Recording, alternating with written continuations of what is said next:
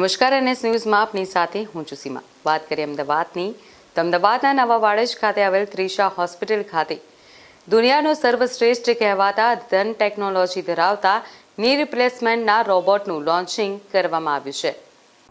उम्र के साथ बढ़ता एक रोग घुटना का घसारा सुना ही होगा कि जैसे उम्र बढ़ती है तो बड़ी उम्र में घुटना में घिसाव शुरू हो जाता है।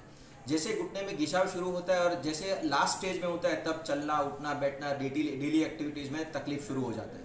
तब जाके रिप्लेसमेंट का एडवाइस देने में आता है। अब रिप्लेसमेंट जब करना होता है तो अब आप कन्वेंशनल मेथड यानी रूटीन सर्जरी आप देखा होगा और सुना होगा, और दूसरा रोबोटिक टेक्नोलॉजी जो आज हम यहाँ पे त्रिषा मल्टी स्पेशलिटी में लॉन्च कर रहे हैं वो है नई टेक्नोलॉजी नी रिप्लेसमेंट के लिए है।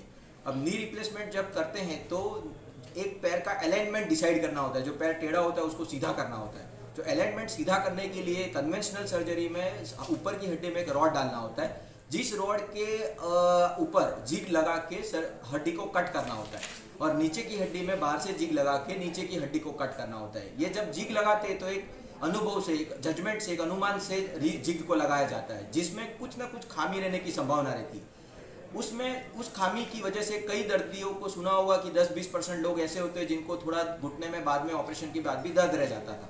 अच्छा, तो गुजरात ये जो रोबोट सर्जरी का है किन देशों में है और आज फिलहाल गुजरात में प्रथम बार है, तो किस तरह से आयोजन हुआ इसका? ओके, अभी जैसे कि रोबोटिक सर्जरी इसलिए आया कि कुछ ना कुछ प्रॉब्लम घुटने में ऑपरेशन के बाद भी रह जाता था, तो उसको लेके टेक्नोलॉजी डेवलप हुआ जो रोबोटिक नी टेक्नोलॉजी है। अच्छा, इसका खर्चा कितना आएगा? हाँ, रोबोटिक नी टेक्नोलॉजी में नॉर्मल सर्जरी से 20 से 30 हज़ार रुपये ही ज़्यादा खर्चा आता है। उसमें ज़्यादा ऐसा नहीं है कि बहुत सर्जरी का कॉस्ट बढ़ जाता है। अच्छा, रोबोट जिस तरह से देखा जाए अगर लाइटिंग का प्रॉब्लम आया तो रोबोट की जो सर्जरी में कुछ प्रॉब्लम आएगी क्या? नहीं, रोबोटिक सर्जरी में इनकेस लाइट भी चला गया तो प्रैक्टिकली ये सब बैटरी ऑपरेटेड 100% रहते हैं, तो ऐसा दिक्कत नहीं है कि मशीन बंद हो जाएगा। चलो एक केस ऐसा सुन लो कि मशीन ही बंद हो गया तो भी ऐसा पॉसिबल है कि अपने जो मैनुअल मेथड से सर्जरी खत्म तो ऑलवेज कर सकते हैं, तो कभी पेशेंट का सर्जरी अधूरा नहीं रह जाता। अच्छा, पेशेंट को इसमें कुछ प्रॉब्लम आएगी फिर? नहीं, पेशेंट का जो प्रॉब्लम रह जाता था, जो खोड़ रह जाती थी, जो टेढ़ा रह जाता था, उसको ही सुधार करने के लिए ही रोबोटिक टेक्नोलॉजी। रोबोटिक टेक्नोलॉजी से